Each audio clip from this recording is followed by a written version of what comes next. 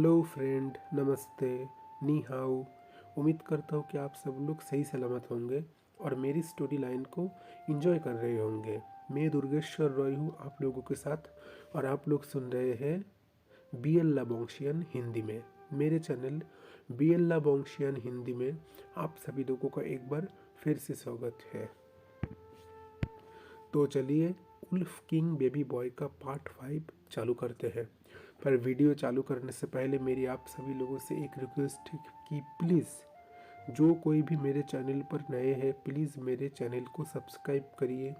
अगर वीडियो आपको अच्छी लगे तो एक लाइक करिए। अपने कमेंट मुझे ज़रूर करिए। आपको चाहे वीडियो जैसा भी लगे, चाहे अच्छा लगे चाहे बुरा लगे, आप अपना कमेंट अपना ओपिनियन मुझे बताइए ताकि उस हिसाब से मैं स्टोरी को आगे बढ़ा पाऊँ। जैसा कि मैंने कहा था, उल्फ किंग बेबी बॉय ये एक क्लासिकल स्टोरी है जिसका पार्ट थोड़ा लंबा हो सकता है, तो मेरे साथ बने रहिए। अभी आगे जाकर 2-3 सीन आपको बोरिंग भी लग सकता है, ज़्यादा खास नहीं लग सकता, पर जबकि क्लासिकल स्टोरी में दिया हुआ था तो मैं भी उस हिसाब से ही देना चाहता हूँ। मैं स्टोरी को फ़िलहाल के लिए कट करना नहीं चाहता और मैं ये उम्मीद रखूँगा कि आप लोग भी फुल स्टोरी को सुनेंगे। ऐसे आधी अधूरी स्टोरी को सुनना बिल्कुल भी अच्छा नहीं होता, इसमें आप लोगों को कुछ समझ नहीं आएगा। अगर स्टोरी को लेकर आप सबके मन में कोई भी डाउट हो तो प्लीज़ आप लोग मुझे कमेंट कर सकते हैं। स्टोरी को लेकर मैं उसका सही से रिप्लाई दूंगा। और जैसा कि अब से न्यू ईयर 1 जनवरी चालू हो चुका है, तो मैंने जैसा कहा था ब्यूटी ऑफ अरेंज मैरिज जो स्टोरी बहुत जल्दी आ जाएगी। पिछले पार्ट में मैंने सूजी और लूसी दोनों नाम को लेकर बहुत कंफ्यूज कर दिया था, पर उसके लिए आई एम सो सॉरी। मैं कुछ कर नहीं सकता, दोनों नाम में बहुत ही डिफरेंस हो जाता है, पर फिर भी मैं कोशिश करूँगा दोनों नाम को सही से लेने के लिए। आप लोगों के मन में और एक डाउट हो सकता है कि उइंग का बेटा आई-1 क्यों बिल्कुल भी उइंग के जैसा नहीं दिखता।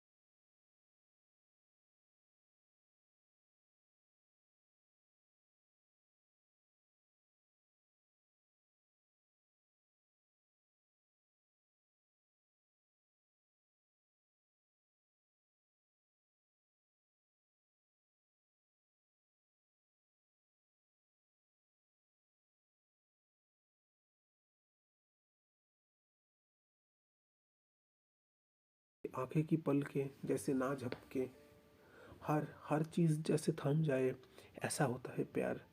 ओंग जी के साथ भी ऐसा ही हो रहा है। ये लड़का शायद उसका फर्स्ट लव है, शायद क्या सच में ही तो उसका फर्स्ट लव है। ओंग जी ने विंग के सामने अपने टी शर्ट को खोला। अब ओंग जी का पूरा बॉडी जो बहुत ही मस्क्यूलर है, उसके सिक्स पैक ऐप जो पूरी तरीके से विजिबल हो रहा है। विंग ओंग जी को देखकर उसने एक अलग तरीके से महसूस किया। वो जैसे कि सांस लेना भूल जा रहा है, ऐसा लग रहा है ओइंग को अभी। ओइंग बहुत ही ज़्यादा घबरा रहा है। ओंग जी ने कहा, ऐसे दूर क्यों खड़े हो, पास आओ मेरे। ऐसे करके ओंग जी बिस्तर के ऊपर लेट गया। ओइंग को कहा, चलो अब अच्छे से मेरी बॉडी को मसाज कर दो, बहुत पेन हो रहा है मेरी बॉडी में। ओइंग किसी तरह ओंग जी के पीठ के ऊपर जाकर बैठ गया और अपने बहुत ही नरम सॉफ्ट हाथों से ओंग जी की बॉडी के ऊपर मसाज कर रहा था। ओंग जी ने अपनी आंखें बंद कर लिया। इस वक्त उसको इतना अच्छा फील हो रहा था कि वो सोच भी नहीं सकता। किसी को बताएगा क्या कि ये फील कितना ज़्यादा अच्छा है। ओंग जी कहने लगा, चलो थोड़ा नीचे मसाज करो। ओइंग ने उसकी पीठ पीठ से अब कमर की साइड अपने हाथों से मसाज करना शुरू कर दिया। फिर ओंग जी ने ओइंग को कहा, थोड़ा और नीचे। ओइंग थोड़ा हिचकिच रहा था, उसको अच्छा नहीं लग रहा था, ये कहाँ फंस गया। ओइंग ने ओंग जी को देखा और अपना सिर हिलाया और बोलना चाहा, नहीं, मुझसे मुझसे नहीं होगा मास्टर, आप किसी दूसरे को कहिए। ओंग जी ने कहा, नहीं होगा मतलब। ये कहकर ओंग जी उठ गया। अब ओइंग डर गया थोड़ा सा। वो जैसे ही भागने लगा, ओंग जी ने जानबूझकर अपने पैर से पहले ओइंग को धक्का दिया। ओइंग जो अब नीचे गिरने वाला था, ओंग जी ने तुरंत ओइंग का हाथ पकड़ के जानबूझ के उसके ऊपर फेंक दिया।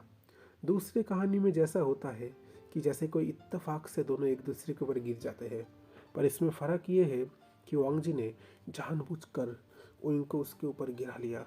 ओइंग जो बहुत डर चुका था, इतना डर शायद वो कभी नहीं डरा, उसने डर के मारे ही से ही पर ओंग जी को जोर से हक कर लिया और ऐसे ही सही।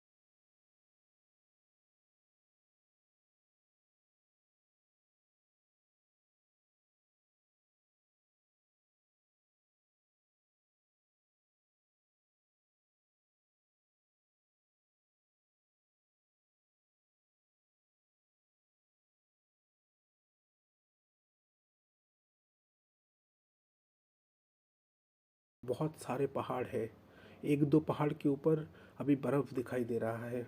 कुछ महीने बाद ही ठंड का मौसम एकदम सही से पड़ने वाले है। इतना इतना सुंदर है ये जगह। वो इनने सोचा था शायद वो लोग शंघाई जा रहे थे, पर लैंड मेंशन शंघाई नहीं, शंघाई के थोड़ा पास में है। क्योंकि शंघाई में अभी फ़िलहाल बहुत बड़ा ज़मीन मिलना बहुत मुश्किल है, तो उसके पास में ये बहुत बड़ा ज़मीन लेकर इस मेंशन को बनाया गया है। आसपास बहुत सारे छोटे छोटे गाँव है। इस गांव में सिर्फ यही एक बड़ा सा मेंशन और बहुत सारे छोटे छोटे गाँव हैं। बहुत बहुत ही सुंदर लग रहा है यूं कोई जगह देखकर, इतना सुंदर। वो बहुत खुश है। लूसी को अपनी इशारों की मदद से समझाने लगा, मुझे मुझे बहुत अच्छा लगा, ये गाँव बहुत अच्छा है, बहुत सुंदर है यहाँ पर, क्या तुम मुझे यहाँ पर हर जगह घुमाओगे? लूसी बोल उठा, हाँ मैं तुम्हें यहाँ पर हर जगह घुमाऊंगा।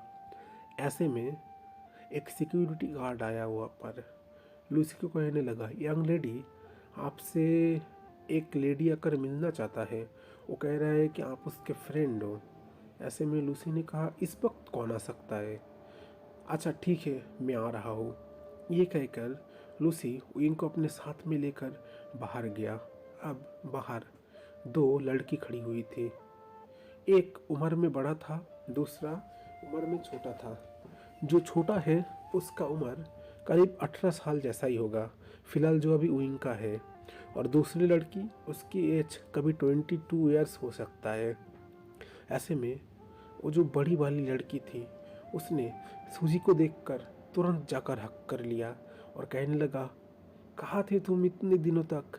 तुम्हें मैंने कितना मिस किया, तुम्हें कितनी बार कहा कि शहर आ जाओ, शहर आ जाओ, पर तुम मानते ही नहीं हो। लूसी ने बोल उठा, अरे क्या करो, मॉम डैड भैया उनमें से किसी को भी ये शहर पसंद नहीं है। वो लोग गांव जाना पसंद करते ज़्यादा, और तुम्हें तो पता है वो लोग इंसानों को पसंद नहीं करते। अब मैं क्या करूँ? वो बोल रहा, धीरे बोलो, तुम्हारे पास भी तो एक इंसान ही खड़ा है। पर हाँ ठीक है, धीरे बोल रहा हूँ। अब तुझे तो पता है मॉम डैड बिल्कुल भी शहर आना पसंद नहीं करते। अब इतने दिनों बाद मौका मिला है, इसलिए तो घूमने आ गया, बहुत दिन हो गए तुमसे मिला नहीं। ऐसे में विंग विंग जाकर वहाँ पर खड़ा हो गया। उसने कहा, ये कौन है? लूसी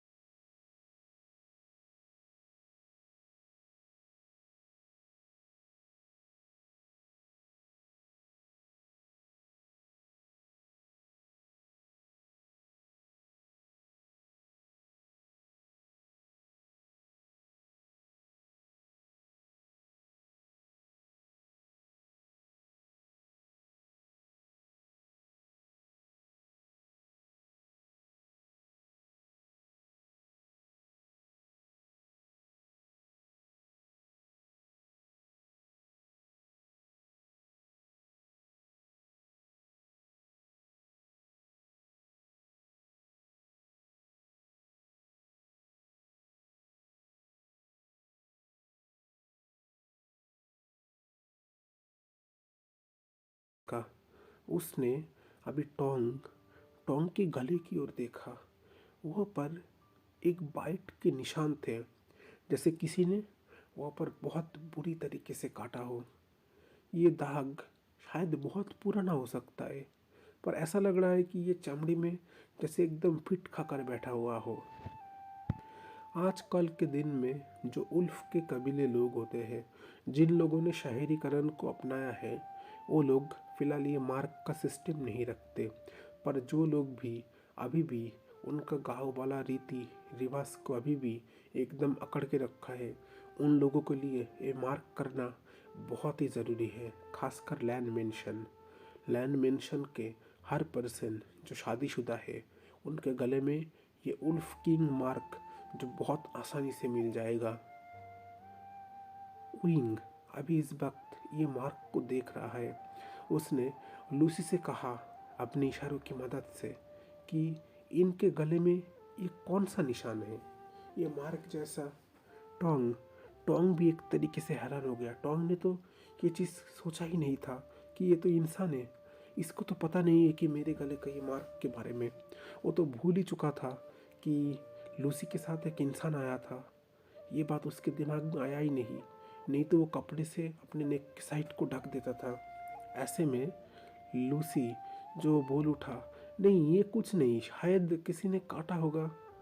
ओवेन ने बोल उठा, पर यहाँ पर इसे कौन कट सकता है, ये कैसे हो सकता है, और देखकर लग रहा है ये बहुत पुराना है।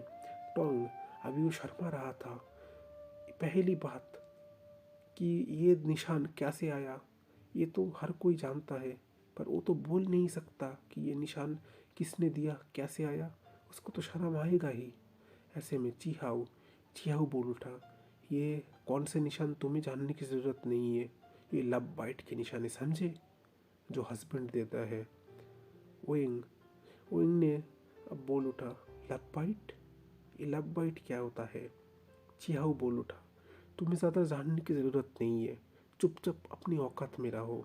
लूसी जो अब गुस्से में आ गया, चिहाऊ की ओर देखा और कहने लगा, अपनी ज़बान संभाल के बात करो। तुम्हारी हिम्मत कैसे हुई, तुमने इसके साथ बुरा सलूक किया, तुम्हें पता है मैं क्या कर सकता हूँ। चिहाऊ जो अब डरने लगा, ये उसने क्या कर दिया, उसको तो इन लोगों के साथ अच्छे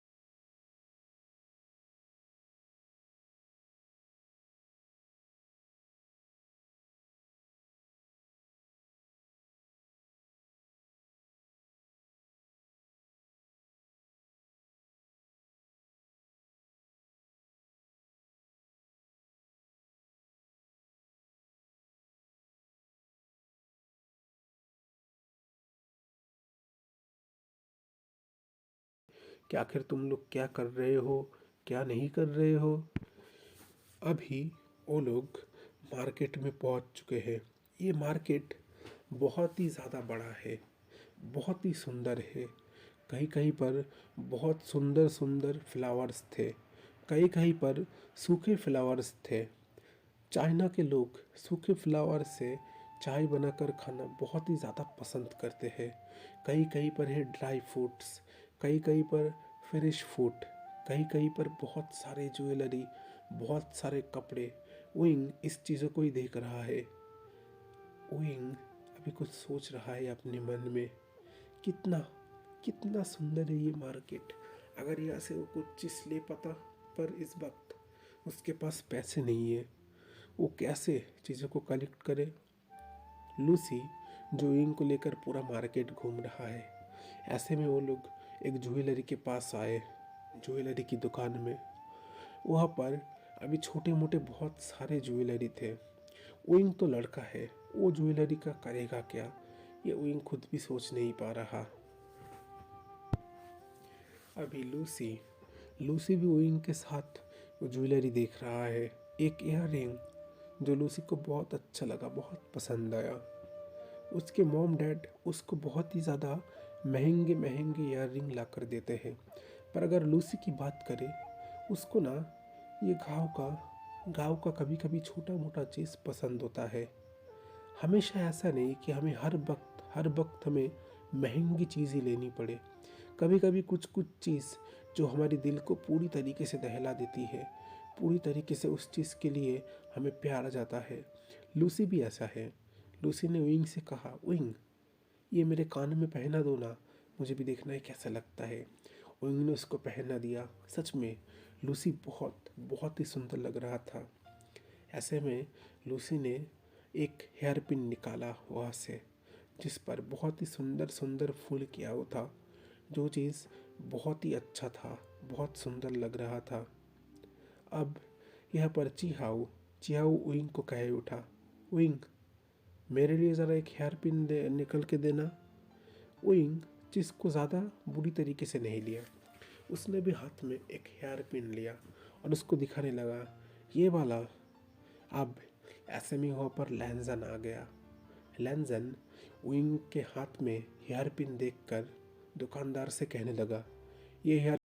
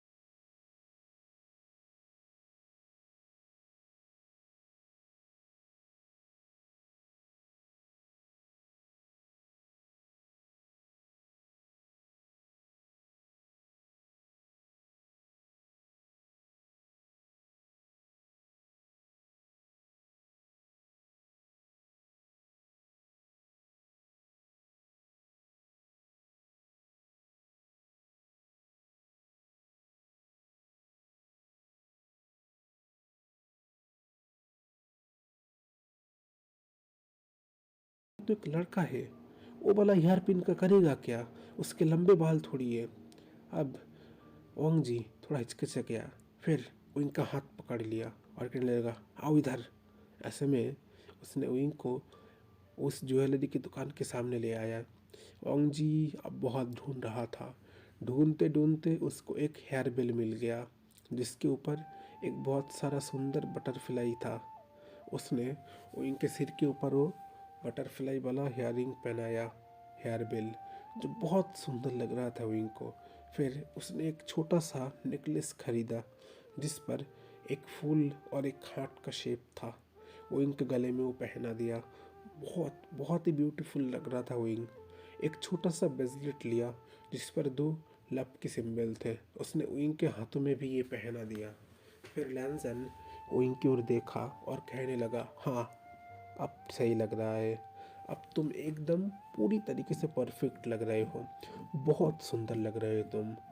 विंग विंग अपने इशारों में कहने लगा, आप ये मुझे क्यों दे रहे हैं? आप एक काम करिए ना, वहाँ पर देख रहे हो, वो जो मेरी उम्र का लड़की है, उसको ये सारी चीज़ बहुत पसंद है। आप उसको खरीद के दे सकते हैं। लैंजन विंग के सामने में बोल उठा, तुम्हें इतना ज़्यादा सोचने की ज़रूरत नहीं है। छोटा दिमाग है, अपने अंदर ही छोटा दिमाग रखो। बड़ों की कामों के बारे में तुम्हें सोचने की कोई ज़रूरत नहीं है। ओइंग ने अपना सिर को हिलाया और समझने लगा, ठीक है। अब चिहाओ चिहाओ के मन में तो बहुत अच्छा लग रहा था।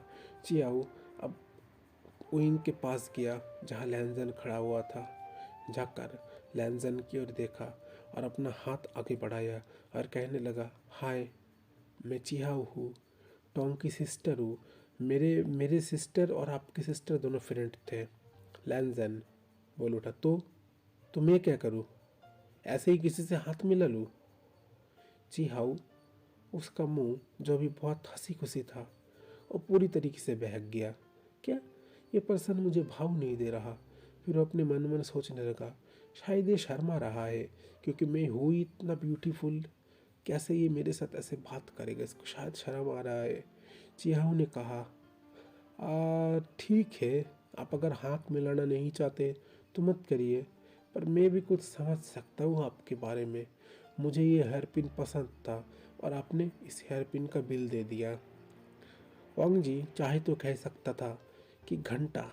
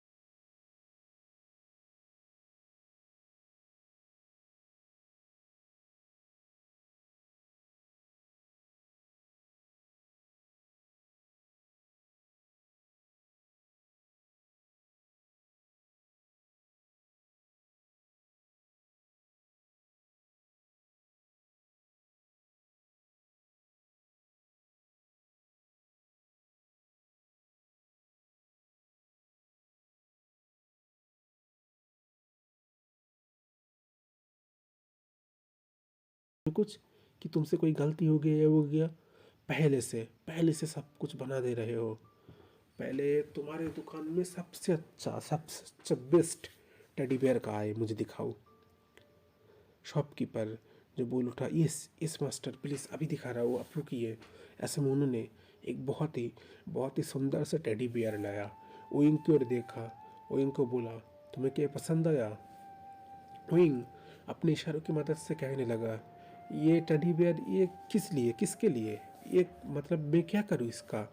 लैंजन बोल उठा, तुम्हें मैं इतना सब कुछ नहीं पूछ रहा हूँ, तुम्हें पूछ रहा हूँ क्या तुम्हें ये टेडी बियर पसंद आया या नहीं, बस मुझे एक बार में जवाब चाहिए। ओइन ने अपना सिर हिलाया और कहने लगा, हाँ, मुझे ये टेडी बियर बहुत पसंद आया है। लैंजन अब बोल उठा, ओह ठीक है, चलो इस टेडी बियर को इसे दे दो। शॉपकीपर ने उस टेडी बियर को तुरंत ओइन के हाथों में दे दिया। लैंजन ने बोला, इसका बिल कितना हुआ? अब शॉपकीपर बोल उठा, मास्टर ये आप क्या बात कर रहे हैं, ये पूरा मार्केट आपके डैड का है और मैं आपसे पैसा लूँ? नहीं नहीं नहीं, ये सही बात नहीं है। लैंसन बोल उठा, आप भी बिजनेस करते हो, आपका भी परिवार है, आपके भी बच्चे बच्चे हैं, तो उनका भी तो पेट आपको पालना पड़ेगा। ऐसे ही अगर मैं फ्री में ले जाऊँ? अब ऐसे में वहाँ पर चिहाऊ आया। चिहाऊ लैंजन की ओर देखा और कहने लगा, मुझे ना वो टेडी बियर बहुत पसंद आ रहा है, क्या प्लीज़ आप मुझे खरीद के दे दोगे? लैंजन बोल उठा, तो तुम्हें मैं क्या तुम्हारा नौकर लगता हूँ जो तुम्हें टेडी बियर पसंद आ रहा है, तुम्हें हेयर पिन पसंद आ रहा है, मैं तुम्हें खरीद के दे दूँ? अगर पैसे हैं तो टेडी बियर खरीदो, और अगर पैसे नहीं है तो मत खरीदो, मेरे पीछे मत पड़ो। चिहाऊ चिहाऊ का मुंह बहुत ही बुरी तरीके से बिगड़ गया। जी हाँ, कहने लगा, अच्छा तो तुम मुझे जलस फील करवाना चाहते हो इस लड़के की मदद से, है ना? मैं समझ रहा हूँ, तुम भी मुझे पसंद करते हो, पर तुम इन लोगों को दिखाना नहीं चाह रहे कि तुम्हारी तरह एक रूट, एक हार्टलेस पर्सन किसी लड़के को देखकर पिघल सकता है। अब लैंजन अपने मन ही मन सोच रहा है, ये लड़की, ये क्या पागल है? लगता है इसके दिमाग में चोट लगा होगा, इसलिए शायद ये ऐसा कर रहा है। ये मेरे पास आकर ऐसे चिपक रहा है जैसे मैं इसका बॉयफ्रेंड हूँ। शायद इसके दिमाग में कोई कुछ गलत फहमी होगा, क्या पता इसका दिमाग भी खराब हो सकता है। पर मेरा दिमाग तो विंग को